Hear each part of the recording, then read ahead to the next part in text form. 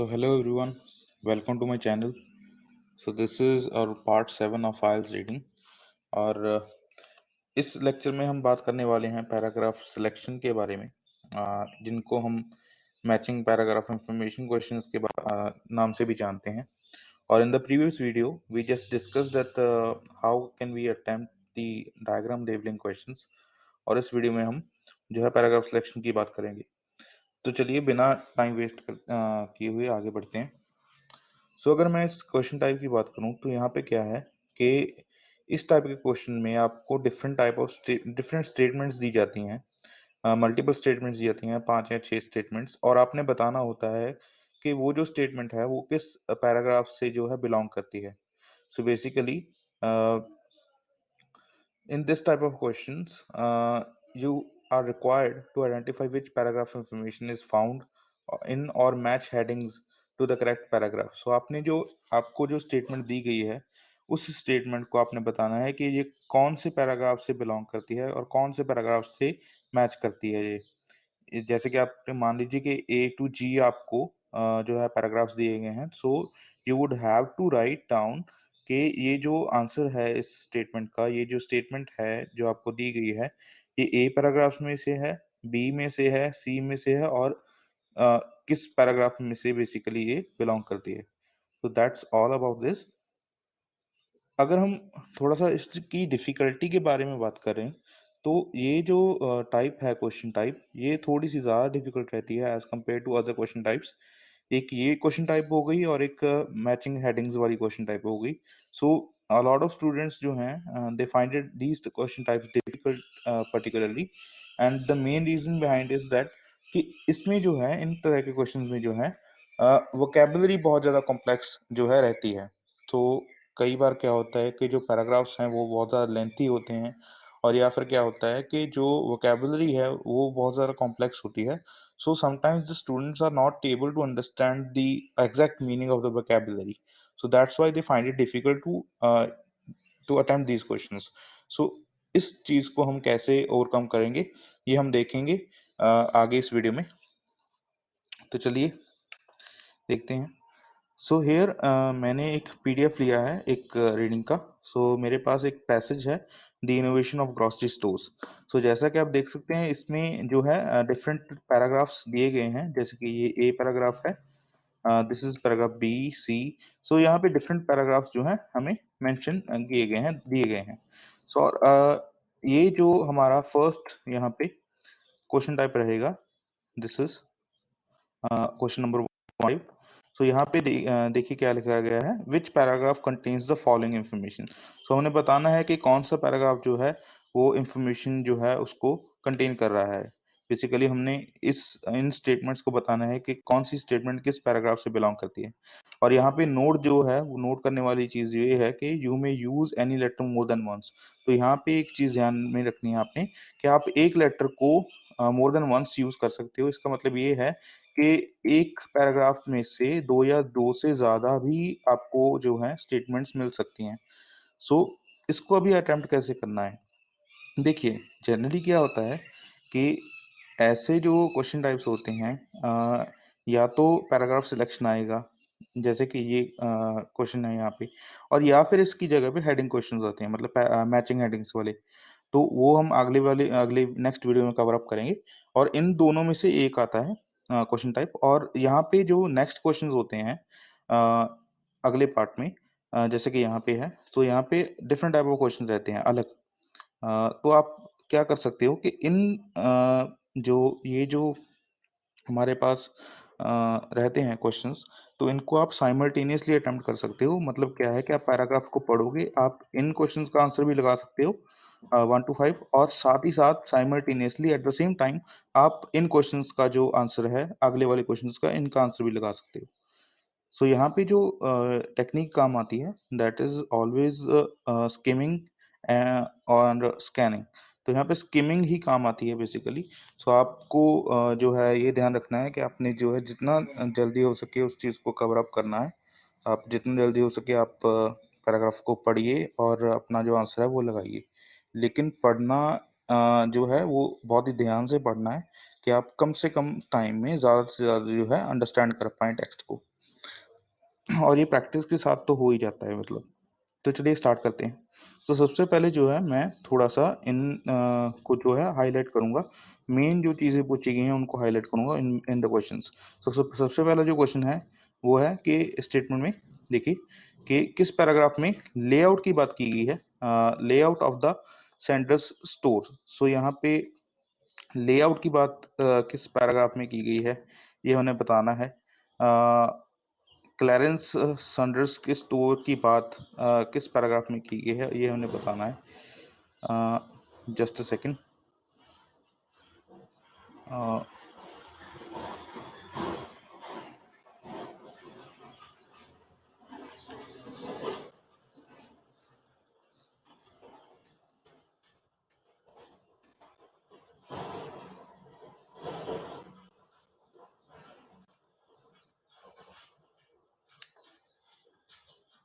Alright. सो ये देखिए यहाँ पे हमें बताना है कि किस पैराग्राफ में जो है लेआउट की बात की गई है। क्लैरेंस के स्टोर के लेआउट की बात। सो ये हम बता देंगे उसमें। अ, और यहाँ पे सेकंड है a reference to a reduction by chain store in the labour cost. तो कहाँ पे जो है चेन स्टोर्स के रेफरिंग रिडक्शन की बात की गई है किस चीज़ में? लेबर कॉस्ट में। तो लेबर कॉस्ट में कमी की बात जिस पैराग्राफ में होगी ये उसका आंसर होगा। और थर्ड जो है that is how Clarence idea has been carried out had been carried out. तो क्लैरेंस का जो आइडिया था वो कैसे जो है इम्प्लीमेंट किया गया उसकी बात। जो उसका आइडिया था उसकी इम्प्लीमेंटेशन कैसे हुई उसकी बात देखते हैं। Clarence must be any person. So fourth is how people used to shop before Clarence store were opened. So Clarence के stores के open होने से पहले जो लोग थे वो किस तरीके से शॉपिंग किया करते थे। तो बिफोर क्लैरेंस जो उसके जो स्टोर थे क्लैरेंस के उनसे उनके ओपन होने से पहले लोग कैसे शॉपिंग किया करते थे हमने ये बताना है। Fifth is a description of the economic success brought by the Clarence stores. तो क्लैरेंस के स्टोर्स की इकोनॉमिक सक्सेस मतलब पैसा कितना इकोनॉमी मतलब इकोनॉमिक का मतलब बेसिकली पैसे से ही होता है। तो पैसे के फॉर्म में हमने पैसे की टर्म में हमें उसकी सक्सेस बतानी है स्टोर्स की कि कितने ज़्यादा वो सक्सेसफुल रहे थे फाइनेंशियली और इकोनॉमिकली। तो चलिए देखते हैं। सो हम क्या करेंगे that one by one we will just skim the passages skim the paragraphs. उसके बाद हम क्या करेंगे कि उसमें से जो मेन आइडिया है उसको देखेंगे कि वहाँ पे हमें मिल रहा है कोई भी इंफॉर्मेशन या नहीं। तो अगर मैं फर्स्ट जो है पैराग्राफ ए पढ़ना शुरू करूँ तो यहाँ पे क्या है that the at the very beginning of the 20th century के स्टार्टिंग में the American grocery stores offered comprehensive services.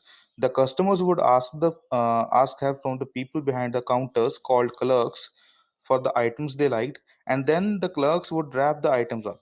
Okay so यहाँ पे क्या है कि जब 20th सेंचुरी की बिगिनिंग हो रही थी तो यहाँ पे क्या था कि जो ग्रोसरी स्टोर्स में अक्सर जो काम होता होता था वो था कि जो कस्टमर्स थे वो क्लर्क्स को कहा करते थे। कस्टमर्स जो थे वो क्लर्क्स को कहा करते थे कि जो भी आइटम्स उनको पसंद होती थी वो क्या करते थे क्लर्क्स उनको रैप करके देते थे। मतलब क्या है कि जैसे कि आज के टाइम में हम करते हैं कि हम स्टोर गए वहाँ पे हमने जो भी चीज़ हमें अच्छी लगी हम उठा लेते हैं उसके बाद हम खुद बिलिंग करवाते हैं। लेकिन वहाँ पे 20th सेंचुरी के स्टार्टिंग में ऐसा नहीं था। सो वहाँ पे क्या होता था कि clerks were present in the stores जो कि आप उनको बताते थे कि आपको क्या चाहिए और वो जो क्लर्क्स थे वो खुद आइटम्स को पिकअप करके आपको देते थे। सो आप खुद जाके मतलब आइटम्स को उठा नहीं सकते थे वहाँ से डायरेक्टली परचेज नहीं कर सकते थे। You would you would have to ask the clerks for that. Okay, so for the purpose of saving time, customers had to ask delivery boys, okay, to go in the in person to send the list of what they intended to buy to stores in advance so that they would pay for the goods later. Okay, so यहाँ पे लिखा गया है कि time को बचाने के लिए लोग डिलीवरी बॉयज को कहा करते थे और वो एडवांस उनको जो है लिस्ट दे दिया करते थे सामान की और वो जो है उनको बाद में पे कर देते थे लेटर लेटर ऑन। ओके ठीक है। Generally speaking the grocery store sold only one branch for each item. Such early chain stores as A and P, and although containing full services, were very time consuming and inefficient. So ये जो store थे, चाहे उनमें services काफ़ी ज़्यादा थी, लेकिन फिर भी वो क्या थे कि इनएफिशिएंट थे और टाइम कंज्यूमिंग बहुत थे, क्योंकि टाइम बहुत लगता था। So that's why they were inefficient.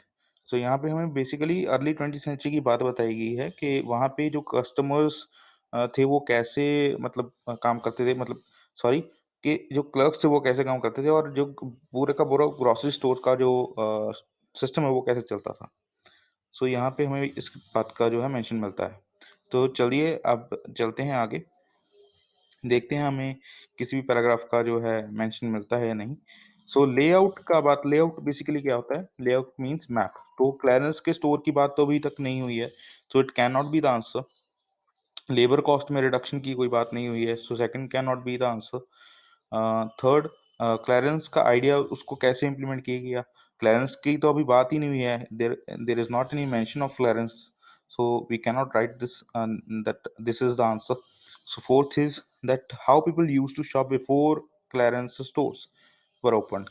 So Clarence के stores के open होने से पहले लोग कैसे shopping किया करते थे? So this is what the answer actually is. So यहाँ पे हमें बताया गया है कि पहले जो स्टोर्स थे, अर्ली स्टोर्स थे 20th सेंचुरी के, वहाँ पे शॉपिंग कैसे हुआ करती थी, और क्लैरेंस के स्टोर्स जो हैं वो बाद में ही आए हैं। उसका मेंशन जो है सेकंड पैराग्राफ में, अगर आपने ध्यान से देखा होगा, तो क्लैरेंस की बात जो है वो सेकंड पैराग्राफ में, बी पैराग्राफ में जो है स्टार्ट हो रही थी। यहाँ पे देखिए, यहाँ पे ये नाम मेंशन है क्लैरेंस का। सो दैट्स वाई क्लैरेंस से पहले जो स्टोर्स थे, उसके सोर्स से वो पहले, तो वहाँ पे काम कैसे होता था उसका मेंशन ए पैराग्राफ में है। So that's why we are going to say that the answer of fourth paragraph is A. तो इसका आंसर जो है वो रहेगा ए। और फिफ्थ जो है, इकोनॉमिक सक्सेस जो है क्लैरेंस के सोर्स की, उसके बारे में भी कोई मेंशन नहीं है यहाँ पे। तो चलिए आगे बढ़ते हैं, बी पैराग्राफ को देखते हैं। So born in Virginia, Clarence left the school at the age of 14 in 1895। Okay, तो इनका जन्म जो है क्लैरेंस का वो वर्जीनिया में हुआ था, और 14 साल की उम्र में उन्होंने जो है अपना स्कूल छोड़ दिया था to work first as a clerk in a grocery store. Okay, grocery store पर उन्होंने एज अ क्लर्क काम किया। During his work in the store he found that it was very inefficient for the people to buy things there. So वहाँ पे काम करते हुए उन्होंने लोगों की दिक्कतों का जो है देखा, कि लोगों को बहुत ज़्यादा दिक्कत होती है इस चीज़ में।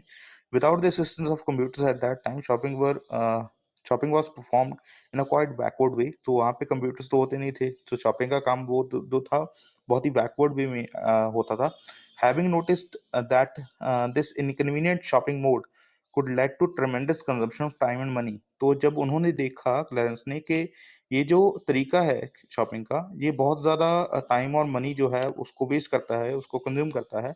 सो जो क्लैरेंस थे, with great enthusiasm and innovation proposed an unprecedented solution. तो उन्होंने एक ऐसा सोल्यूशन निकाला उस मुसीबत का, उस प्रॉब्लम का, जहाँ पे क्या था कि उनका सोल्यूशन क्या था, that let the customers do self service in the process of shopping which might bring a thorough revolution in the whole industry. तो यहाँ पे उन्होंने क्या था, उन्होंने सेल्फ सर्विस का जो कॉन्सेप्ट है वो इंट्रोड्यूस किया, जो कि आज चल रहा है।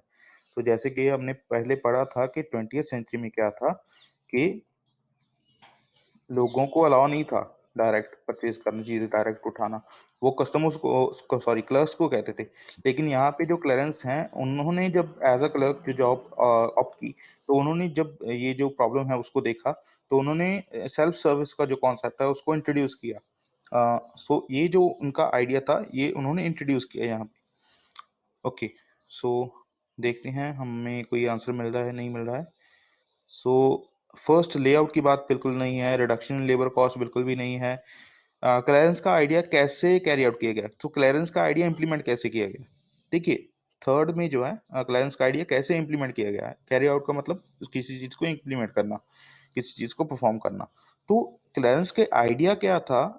उनका आइडिया था सेल्फ सर्विस, के लोगों को सेल्फ सर्विस करने दीजिए। लेकिन क्लैरेंस के आइडिया को इम्प्लीमेंट कैसे किया गया, उसकी बात जो है मेंशन यहाँ पे बिल्कुल भी नहीं है, क्योंकि अभी तो आइडिया जो है, उनका आइडिया क्या था वो हमें पता चला है, लेकिन उनको आइडिया को इम्प्लीमेंट कैसे किया गया था वो हमें नहीं पता है। So that can not be the answer. Fourth जो है हमें मिल चुका है, हमें पहले ही लगा दिया है कि लोग कैसे शॉपिंग किया करते थे। इकोनॉमिक सक्सेस की बात अभी नहीं हुई है, तो एनी कोई भी आंसर यहाँ पे हमें नहीं मिला है इस पैराग्राफ में से स्पेशली। सो इसका मतलब यह है कि यहाँ पे जो हमें कोई भी आंसर नहीं मिला है, इसका मतलब ये है कि जो बाकी के क्वेश्चंस हैं 6 टू 10 वहाँ पे इसका आंसर जो है वहाँ पे कुछ आंसर मिलने के चांसेस हैं यहाँ पे। ओके, सो आगे बढ़ते हैं। हमारा जो कंसर्न है वो इन्हीं क्वेश्चंस के साथ है, तो मैं 6 टू 10 क्वेश्चंस को अटेम्प्ट नहीं करूंगा, लेकिन I will provide this PDF to you in the description, तो वहाँ पे जाके आप उनको अटेम्प्ट कर सकते हो if you want. Okay, so C paragraph में देखते हैं। इन 1902, ओके 1902 में 1902 में सैंडर्स मूव टू मेम्फिस, तो वो मेम्फिस मूव कर गए to put his perspective into practice. So यहाँ पे जो है एक चीज बहुत ज़्यादा इंपॉर्टेंट है कि मेम्फिस आ गए वो to put his perspective into practice. तो उन्होंने क्या किया कि अपने जो अपना आइडिया था उसको प्रैक्टिस में लाने के लिए, अपना जो नज़रिया था, अपना जो पर्सपेक्टिव था, उसको प्रैक्टिस में लाने के लिए, प्रैक्टिकली इंप्लीमेंट करने के लिए, उसको कैरी आउट करने के लिए आइडिया को, वो मेम्फिस मूव हो गए। That is to establish a grocery wholesale cooperative. तो वहां पे जाके उन्होंने अपना एक ग्रोसरी स्टोर खोला, एक होलसेल स्टोर खोला। In the newly designed grocery store, he divided the store into different parts, जहाँ ने 3 एरियाज में बांटा उन्होंने अपने ये जो स्टोर था। एक फ्रंट लॉबी थी, and there was a sales department था। ओके, एंड ऑल्सो वहाँ पे क्या था, एक स्टॉक रूम था। यहाँ पे लिखा गया है, आप अच्छी तरीके से पढ़ सकते हो। और सो यहाँ पे जो है हमें बताया गया है कि जो जो चीज़ कैसे, देखिए अभी उन्होंने कहा कि 3 डिफरेंट एरियाज में डिवाइड था। एक फ्रंट लॉबी थी that served as an entrance and exit and included checkout points.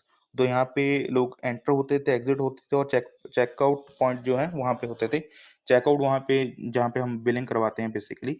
Sales department था, एक सेल्स डिपार्टमेंट था जो कि डेलिबरेटली जानबूझकर ऐसे डिज़ाइन किया गया था सो दैट जो कस्टमर्स हैं वो क्या करें, वो वॉन्डर अराउंड, मतलब वो घूमे फिरें अराउंड द स्टोर और सेलेक्ट करें जो भी चीज़ें उन्हें चाहिए। In this way the clerks would not do the unnecessary work. तो जो क्लर्क्स थे वो जो थे उन्हें अननेसेसरी वर्क नहीं करना पड़ रहा था इस तरीके की मदद से, क्योंकि जो कस्टमर्स थे वो खुद चीज़ें जो हैं वो जाके ले रहे थे, so customers didn't have to work unnecessarily, so that's why clerks were free. So इस तरीके से इन्होंने अपना जो है आइडिया इम्प्लीमेंट किया। और जो था एक और पार्ट था in the gallery above the sales department. Okay, so sales department के ऊपर एक गैलरी थी जहाँ पे क्या था कि सुपरवाइजर्स जो थे वो मॉनिटर करते थे कस्टमर्स को without disturbing them. Okay, and एक स्टॉक रूम था वेयर लार्ज फ्रिज वो जो थे वो फ्रेश प्रोडक्ट्स को स्टोर करके रखा जाता है वहाँ पे। और ये जो सेक्शन था ग्रोसरी स्टोर का, यहाँ पे सिर्फ स्टाफ को अलाउ था एंटर करने के लिए।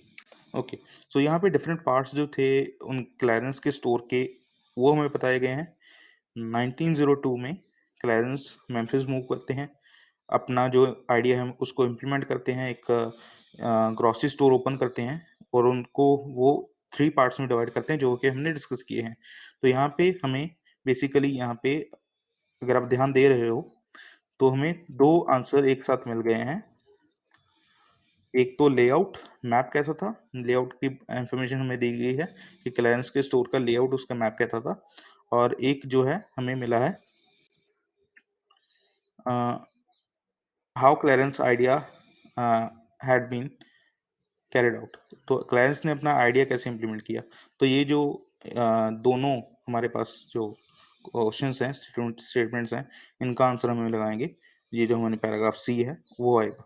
और ये जो लास्ट वाले 2 हैं, सॉरी अभी तो एक ही रह गया है इकोनॉमिक सक्सेस का, और एक रिडक्शन इन लेबर कॉस्ट। हाँ, 2 ही रहते हैं। तो ये जो चीज़ें हैं बेसिकली ये आप खुद लगाओगे।